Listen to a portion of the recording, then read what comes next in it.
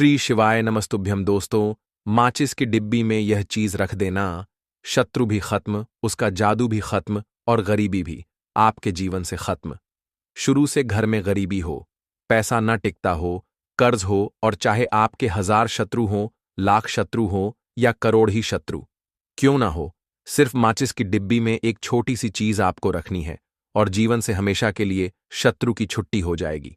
मतलब चाहे आपके गुप्त शत्रु हो या फिर वह शत्रु जिन्हें आप जानते हैं, ऐसे दुश्मन जिन्होंने आपको परेशान कर रखा है, तो ऐसा समझ लीजिए अब माचिस की डब्बी आपके जीवन से शत्रुओं को दूर कर देगी।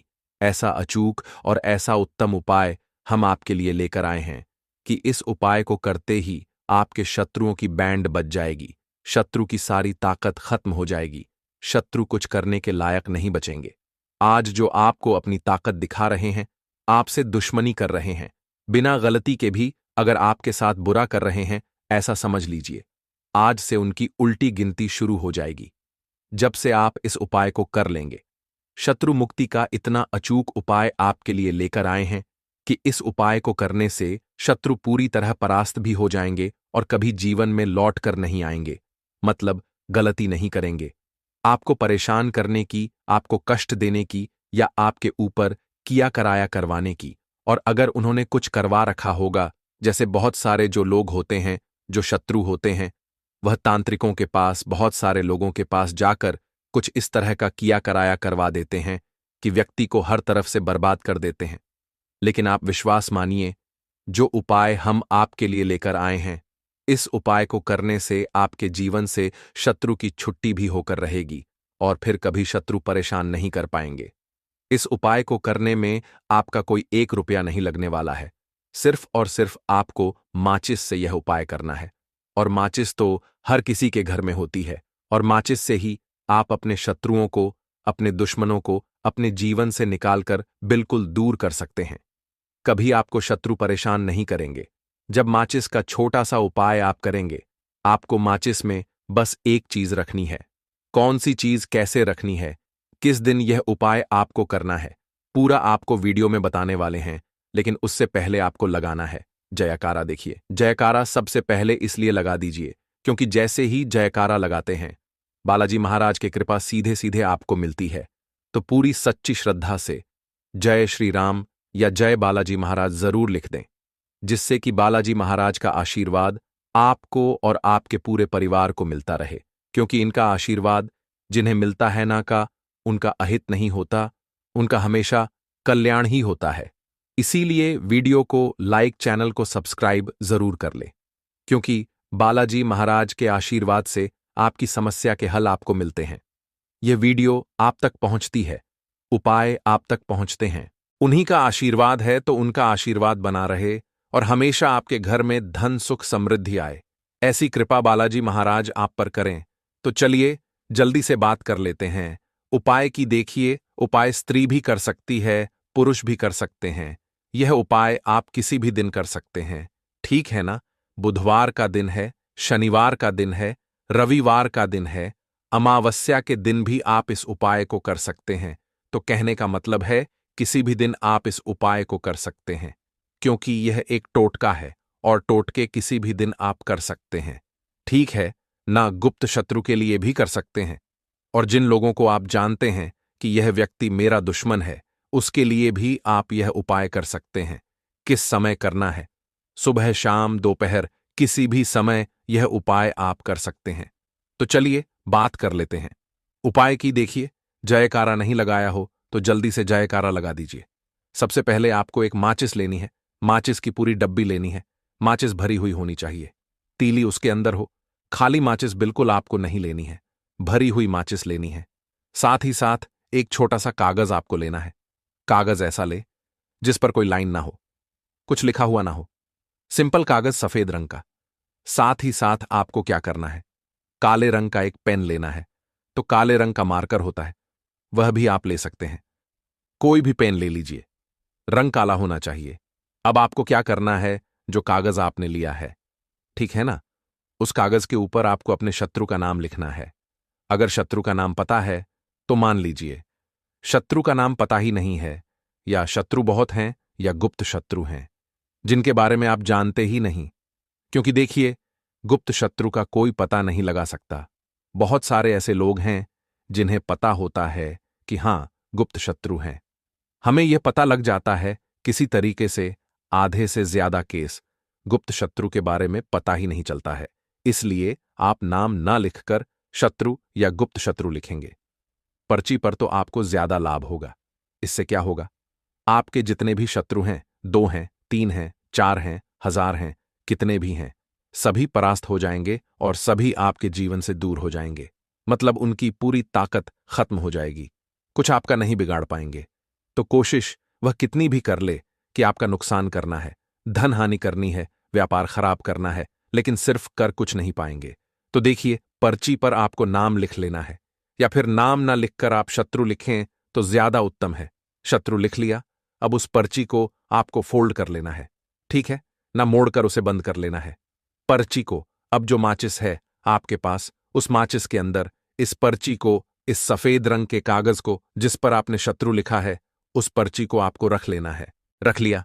अब इस माचिस को आपको बंद करके अपने पास रख लेना है। माचिस खोलकर ही उसके अंदर आपको पर्ची रखनी है। और फिर माचिस को 24 घंटे तक, कितने घंटे? 24 घंटे यानी 24 आवर। 24 घंटे आपको उस माचिस को अपने पास रखना है। देखिए, जब 24 घंटे हो जाएंगे उसके बाद आपको क्या करना है? 24 घंटे में आप सोचे कि रात में आप सो रहे हैं तो क्या माचिस को बाहर निकाल कर रखना है? नहीं, सोते समय भी उस माचिस की डिब्बी को अपने पास रखना है। ठीक है ना? अपनी पॉकेट में आप रख सकते हैं, तकिया के पास रख सकते हैं, कहीं भी रखिए, रखना अपने पास। जब 24 घंटे हो जाएंगे उसके बाद अगले दिन आपको क्या करना है कि सुबह उठना है, जो भी आप काम करते हैं वह काम कर लीजिए।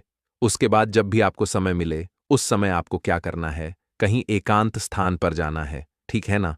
आप किसी ऐसे स्थान पर भी जा सकते हैं जहां पानी भरा होता है, इकट्ठा हो जाता है, ऐसे स्थान पर भी जा सकते हैं। या ऐसे स्थान पर चले जाइए जो बिल्कुल एकांत, जहां कोई आता जाता ना हो। एकांत, एक व्यक्ति आए तो कोई बात नहीं, ज्यादा लोग ना आते जाते हो, ऐसे स्थान पर आपको जाना है। और वहां जाकर फिर से आपको अपने शत्रुओं के बारे में सोचना है। ऐसा सोचना है कि मेरे जितने भी शत्रु हैं अब वह परास्त हो रहे हैं, मेरे जीवन से दूर हो रहे हैं, और चाहकर भी अब वह मेरा कुछ नहीं बिगाड़ सकते। ऐसा सोचना है। और मन ही मन आपको प्रार्थना करनी है राहु से कि मेरे जो शत्रु हैं, मेरे जो दुश्मन हैं, उन्हें मेरे जीवन से आप दूर कर दीजिए। ठीक है ना? यह माचिस का उपाय राहु से जुड़ा हुआ है। अब आपको क्या करना है? उस पूरी माचिस की डिब्बी को वहां एकांत में फेंक कर आ जाना है। तो माचिस की डिब्बी को जब फेंके, पर्ची के साथ ही आपको फेंकना है। ऐसा नहीं है कि आप सोचे, माचिस के अंदर से पर्ची निकालकर आपको उस डिब्बी को फेंकना है। पूरी की पूरी डिब्बी ऐसे ही फेंक कर आ जाना है, तीली के साथ, पर्ची के साथ, पूरी माचिस। और फिर पलटकर आपको नहीं देखना है। सीधे अपने घर पर आइए, हाथ पैर धो लेना है। बाकी आपको कुछ भी करने की जरूरत नहीं है। कितनी बार यह उपाय करना है? सिर्फ एक बार करना है, ज्यादा बार यह उपाय नहीं करना है। सिर्फ एक बार। तो किसी भी दिन आप यह उपाय करिए। शत्रु 1 हो, 2 हो, लाख हो, 1000 हो, करोड़ ही क्यों ना हो, आपके जीवन से दूर हो जाएंगे और कभी आपको परेशान नहीं कर पाएंगे। तो बहुत उत्तम, बहुत अचूक उपाय है, करिए और रातों रात इसका चमत्कार देखिए। देखिए, यह उपाय स्त्री पुरुष कोई भी कर सकता है। किस समय करना है? सुबह में, दोपहर, कभी भी इस उपाय को आप कर सकते हैं। किसी भी दिन कर सकते हैं। बाकी कुछ भी आपको पूछना हो, आप कमेंट सेक्शन में पूछ सकते हैं। बाकी बालाजी महाराज का जयकारा जरूर लगाइए। उनका आशीर्वाद आपको मिलता रहेगा। उनका आशीर्वाद जिन्हें मिलता है उनका हमेशा कल्याण ही होता है, और तो और कभी उन्हें शत्रु परेशान नहीं कर पाते हैं। अगर आप यहां तक वीडियो देख चुके हैं तो आपको बता दूं, आगे बताए जाने वाले उपाय इतने लाभकारी है, जिस किसी ने भी किए उसको 100% लाभ हासिल हुआ है। तो चलिए, साधारण जीवन में इस्तेमाल होने वाली वस्तुओं के कुछ धन प्राप्ति उपाय भी बताते हैं। इस तरह घर में और भी कुछ चीजें हैं जो आपके वास्तु दोष का कारण बनती है और आपकी परेशानी की वजह बनती है। तो आइए पहले जान लें, क्या आपको अपने घर में वास्तु दोष के बारे में कैसे पता लगता है और किस तरह से आप बड़ी ही आसानी से इसे कर सकते हैं। दोस्तों, वास्तुशास्त्र के अनुसार किसी भी घर में वास्तु दोष होने से सुख, शांति और पारिवारिक उन्नति में बाधा पैदा होती है।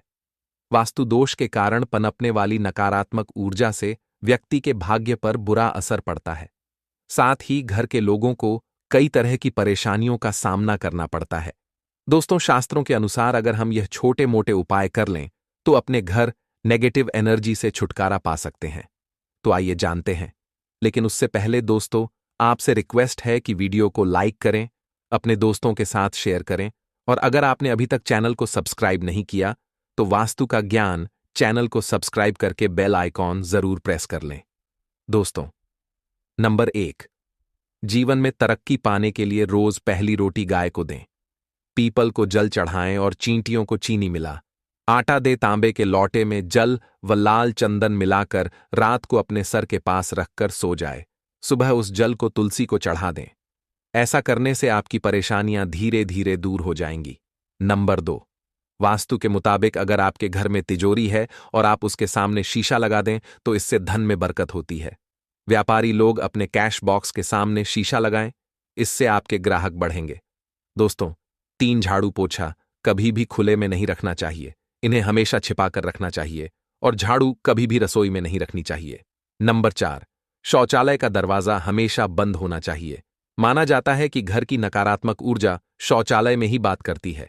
ऐसे में अगर शौचालय का दरवाजा खुला रहता है तो नकारात्मक ऊर्जा आपके घर में प्रवेश करती है। नंबर 5, घर में सुख शांति के लिए कपूर को घी में डूबाकर सुबह शाम जलाना चाहिए। इससे घर में वास्तु दोष भी कम होता है और रह रहे सदस्यों के जीवन की परेशानियां दूर होती हैं। दोस्तों, नंबर 6, दुर्घटना से बचने के लिए शाम को हनुमान चालीसा के बाद कपूर जरूर जलाना चाहिए। नंबर 7, घर में जिस जगह वास्तु दोष हो वहां कपूर की 2 टीकियां रखें।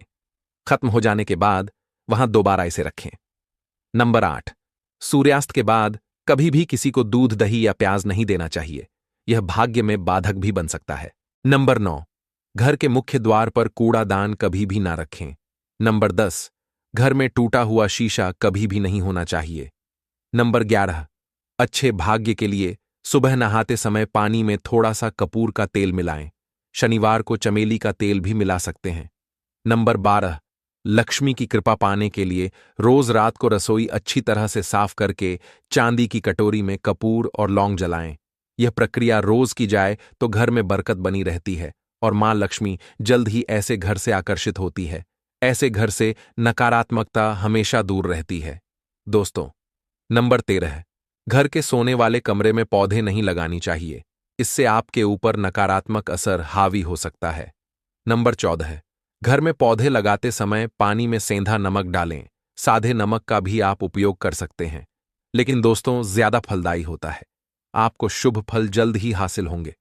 दोस्तों, घड़ी की सही दिशा आपके जीवन को भी सही रास्ता दिखाने में मदद कर सकती है। इसके अलावा कैलेंडर को किस जगह लगाना चाहिए और किस जगह पर नहीं, यह भी हम जानेंगे। सबसे पहली बात जिसकी हम बात करेंगे वह है दोस्तों, घड़ी का आकार यानी घड़ी की शेख। दोस्तों, शास्त्र के अनुसार गोलाकार की घड़ी या अंडाकार घड़ी सबसे उत्तम मानी जाती है, पर आजकल देखा जा रहा है कि बाजार में कई तरह की घड़ियां मौजूद हैं जिसमें घर के सदस्य या भगवान की तस्वीरें और फोटो भी लगी होती हैं। लेकिन दोस्तों, आपको बता दें कि घड़ी के साथ तस्वीरें लगाना बिल्कुल भी सही नहीं है। इससे आपके घर के सदस्यों के जीवन पर समय का असर देखने को मिल सकता है। और भी तस्वीरें घड़ी में बिल्कुल भी नहीं लगानी चाहिए, क्योंकि भगवान की तस्वीर को रोज धूप, दीप, अगरबत्ती और पूजन की आवश्यकता होती है, और घड़ी तो कई महीनों तक धूल में पड़ी रहती है। इससे भगवान का अपमान होता है और यह शुभ नहीं माना जाता। हो सके तो घड़ी का आकार गोल और अंडाकार ही पसंद है। घड़ी का गोल या अंडाकार होना हमारी पृथ्वी के आकार को दर्शाता है, जो घड़ी में नुकीले कोण होते हैं, और वास्तु के अनुसार नुकीली चीजें नकारात्मक ऊर्जा का संचार करती हैं।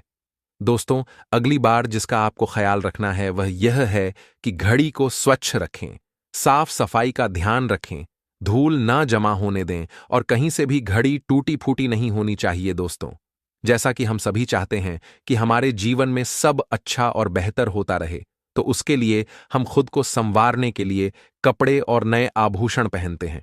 उसी तरह अपने घर की घड़ी को स्वच्छ और नए जैसा ही रखना चाहिए। यह कहीं से भी टूटी फूटी नहीं होनी चाहिए।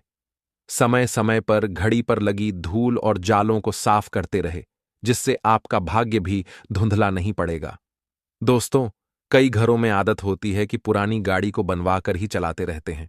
एक जगह नई घड़ी आई तो पुरानी किसी और जगह लगा देते हैं। कृपया ध्यान रखें, घर में पुरानी या फिर टूटी हुई या धूल भरी हुई और बंद घड़ी तो बिल्कुल भी न रखें। क्यों? इससे घर में नकारात्मकता और दरिद्रता का वास होने लगता है। बंद पड़ी घड़ी को घर में रखने से व्यक्ति के जीवन में नए अवसर नहीं आते और वह अपने कार्य में सफलता हासिल नहीं कर पाता। अगली बार जिसका आपको ध्यान रखना है वह है घड़ी की सही दिशा। घड़ी को कभी भी दक्षिण दिशा में नहीं लगाना चाहिए। दक्षिण दिशा यमलोक की दिशा मानी जाती है। काल का अंतिम चक्र यहीं से शुरू होता है। इसीलिए वास्तुशास्त्र में इस दिशा को घड़ी के लिए अशुभ माना गया है। घर में घड़ी को उत्तर दिशा, पूर्व दिशा या पश्चिम दिशा में आप लगा सकते हैं, लेकिन ध्यान रखें कि घड़ी को कभी भी मुख्य द्वार, कमरे के दरवाजे या आने जाने के लिए उपयोग किए जाने वाले दरवाजे के ऊपर कभी भी नहीं लगाना चाहिए। इससे समय का असर आपके आने जाने की गति और दिनचर्या पर पड़ सकता है। दोस्तों, घड़ी के साथ कैलेंडर का भी ध्यान रखें। जहां घड़ी समय का चिन्ह है, तो वहीं कैलेंडर उससे जुड़ी तारीखों का लेखा जोखा बताता है। कैलेंडर को पूर्वी और उत्तरी दिशा की दीवार पर कभी भी नहीं लगाना चाहिए। यह इससे वास्तु दोष उत्पन्न होता है। और कृपया करके अपने घरों में नए कैलेंडर के साथ पुराना कैलेंडर कभी भी ना लगाएं। दोस्तों, घड़ी और कैलेंडर दोनों ही आने वाले समय के सूचक हैं, जो आगे बढ़ने की प्रेरणा देते हैं। उन्हें समय के अनुसार ही लगाना चाहिए। इस बात का हमेशा ध्यान रखें कि घड़ी का समय हमेशा सही होना चाहिए। बहुत से लोगों की आदत होती है घड़ी का समय आगे या पीछे रखते हैं, तो यह गलती आप ना करें। समय हमेशा सही रखें। इससे आपको कभी भी समय का काल चक्र और दुष्ट परिणाम हासिल नहीं होता। यह छोटा सा उपाय आप जरूर करके देखिए। दोस्तों, छोटी छोटी बातें हैं जिनका आपको ध्यान रखना है। दोस्तों, रखी हुई घड़ी और पुराना कैलेंडर आपके भाग्य को भी रुकावट से भर देता है। इसीलिए वक्त के साथ आगे बढ़ते रहने के लिए घड़ी और कैलेंडर को बदलते रहिए। और कैलेंडर को कभी भी अपने सोने के कमरे में ना लगाएं, ना ही इसे कभी मुख्य द्वार पर टांगे। यह शुभ नहीं माना जाता। पुरानी घड़ी को दान में देना शुभ माना जाता। इससे आपके जीवन से बुरा समय निकल जाता है। इसीलिए अगर आपके घर में कोई पुरानी घड़ी है जो टूटी फूटी ना हो और खराब ना हो, तो वह आप किसी जरूरतमंद को दान में जरूर दे। दोस्तों, हमारे हिंदू संस्कृति में प्रत्येक घर में प्रतिदिन पूजा पाठ करने की परंपरा है और इसके लिए सभी अपने घरों में अपने आराध्य का छोटा सा ही क्यों ना हो, परंतु एक मंदिर अवश्य ही बनाते हैं। नियमित पूजा पाठ करने से न सिर्फ मानसिक शांति मिलती है, बल्कि पूरे घर में सकारात्मक ऊर्जा भी व्याप्त हो जाती है। परंतु यह बात भी सच है कि पूजा पाठ करने के कुछ नियम भी होते हैं, जिन्हें यदि हम कर देते हैं तो हमें हमारी पूजा का पूरी तरह से फल हासिल नहीं होता। पूजा करने के नियम प्राचीन काल से ही चले आ रहे हैं, जो कि एक ठोस धरातल पर आध्यात्मिक और वैज्ञानिक दोनों ही दृष्टिकोण को ध्यान में रखकर बनाए गए हैं। इसलिए हमें इन नियमों को बिल्कुल भी अनदेखा नहीं करना चाहिए। ऐसा ही एक महत्वपूर्ण नियम है नाद, यानी कि पूजा करते समय हम जब घंटी बजाते हैं, उसे बजाने के लिए शास्त्रों में कुछ नियम निर्धारित किए गए हैं। शास्त्रों में देवताओं के सामने घंटी बजाने का बहुत अधिक महत्व बताया गया है, जिसे हम इस कृष्ण श्लोक के द्वारा समझ सकते हैं। आगम अर्थ मथुराम, गमन अर्थम तु राक्षसाम, घंटारावम करुमिया, दो देवता आह्वान चरण। इसका अर्थ है कि घंटी बजाने से देवताओं का आगमन और राक्षसों का गुमान होता है, और जो घंटियां राक्षसों से हमारी रक्षा करती हैं उसे हमारा नमन है। तो चलिए दोस्तों, जान लेते हैं कि पूजा करते समय जब हम घंटी बजाते हैं तो उसके पीछे क्या कारण है, घंटी को बजाने के क्या नियम है, और पूजा के वक्त घंटी बजाते समय होने वाली गलतियां कौन सी है जो हमें भूलकर भी नहीं करनी चाहिए। दोस्तों, क्या आपने कभी अपने घर के मंदिर में रखी हुई घंटी को ध्यान से देखा है? अगर आप ध्यान से देखेंगे तो आपको घंटी के ऊपरी हिस्से पर, यानी जहां से हम इसे पकड़ते हैं, उस पर गरुड़ बना हुआ होता है। अंततः घर पर जो हम घंटी इस्तेमाल करते हैं उसे गरुड़ घंटी कहा जाता है।